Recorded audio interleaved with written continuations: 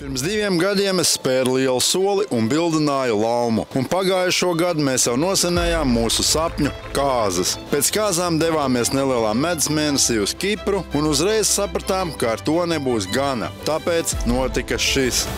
2 mēnešu ilgs ceļojums ar 25 lidojumiem uz 8 valstīm. Un mūsu medus mēnesis izvērtās par ilgāko un sarežģītāko ceļojumu, kas līdz šim ir piedzīvots. Izdzīvojāmies pa 16 pilsētām un 15 salām. Un visu, ko ņēmām līdzi, salikām 2 mugursomās. Mēs devāmies ieraudzīt pasaules skaistumu un piedzīvot tās kontrastus. No lielākajām pilsētām uz izolētākajām salām, no hosteļiem līdz 5 zvaigžņu viesnīcām, no street fooda līdz izsmalcinātākiem ēdieniem, no ekskluzīviem luksusa galamērķiem, kas pieejami tikai dažiem, līdz nabadzīgākiem rajoniem pasaulē, kuros dzīvo miljoni. Un no tūkstneša līdz pat okeāna dzīlēm. Mēs devāmies iepazīt pasauli un arī viens otru.